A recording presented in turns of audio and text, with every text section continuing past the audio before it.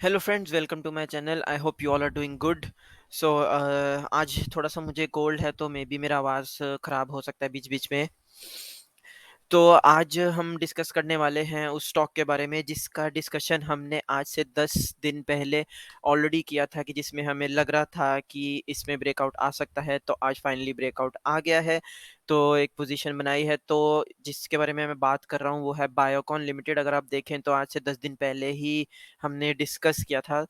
तो चलिए फिर से समझ लेते हैं चार्ट पे कि क्या प्राइस एक्शन दिख रहा है उसमें।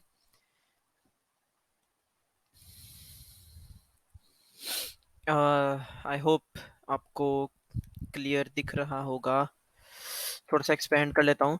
तो चलिए इसमें देखते हैं क्या हुआ है। अभी आप देखें यहाँ पे अच्छा खासा एक बड़ा सा मूवमेंट दिखाई दिया था अपसाइड का, और वहां से रेजिस्टेंस के पास आसपास आके इसने एक डाउनफॉल दिखाना फिर से शुरू कर दिया, और डायरेक्ट सिंगल मूव आ गया। ये बहुत बड़ा डाउनफॉल, बिना एक या दो सिर्फ ग्रीन कैंडल है, बाकी सब रेड कैंडल्स है। फिर यहाँ से इसने एक पुल बैक लिया, और फिर यहाँ से सीधा नीचे आ गया। अगेन उसने पुल बैक लिया, कोशिश किया, बट इस बार उसने नीचे आते वक्त अपने इस चीज को ध्यान से देखें कि प्रीवियस स्विंग को उसने ब्रेक डाउन कर दिया है। तो अभी ये स्विंग तो बेकार हो गया।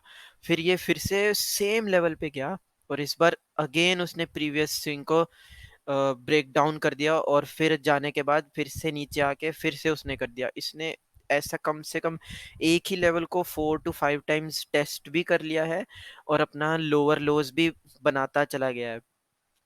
अब इस बार क्या हुआ है कि यहाँ पे इसने अच्छा खासा मूव दिखाया, बट एक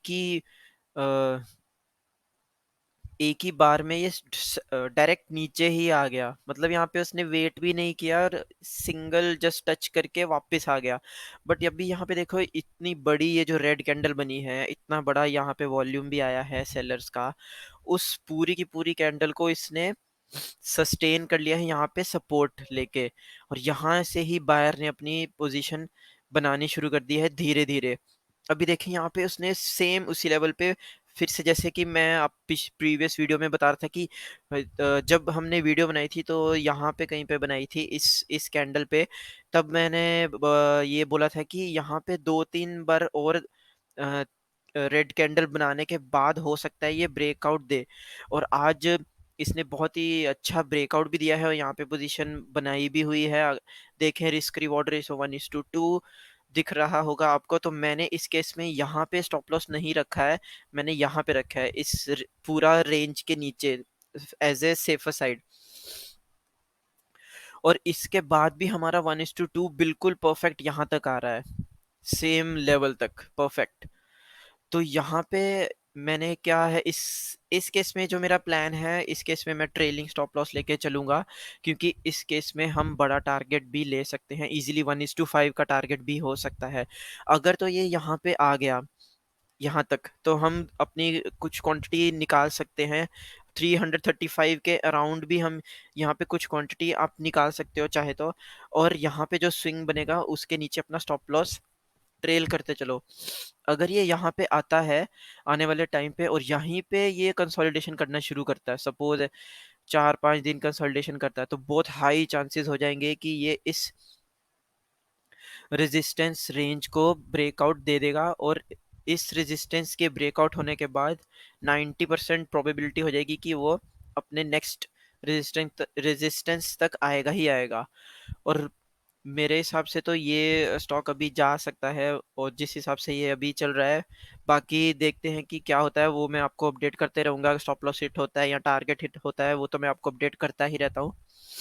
तो इस तरह से मैं प्राइस एक्शन बेस्ड ही ट्रेडिंग करता हूँ। शॉर्ट टर्म में इंट्राडे में ट्रेड बिल्कुल भी नहीं करता हूँ, क्योंकि ऑफिस में इतना सब कुछ नहीं हो पाता है। तो अलर्ट्स के बेसिस पे हम इन आउट हो सकते हैं।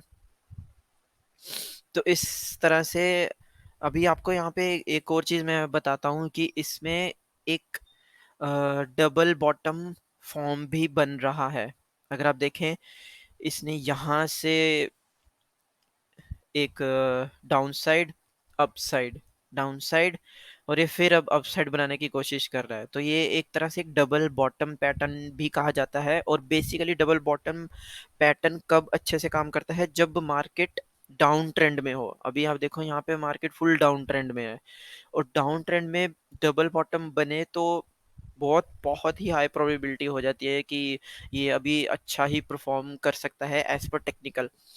तो दिस वाज दी अपडेट मुझे आज के वीडियो में ये देना था। तो आई होप आपको समझ में आया होगा, और क्योंकि मेरे हिसाब से तो मैं बहुत अच्छे से समझा रहा हूँ, बट फिर भी आपको कुछ समझ ना आए तो प्लीज़ प्लीज़ प्लीज़ कमेंट कीजिए, शेयर कीजिए, लाइक कीजिए, और हम फिर जल्दी ही मिलते हैं नेक्स्ट स्टॉक के साथ।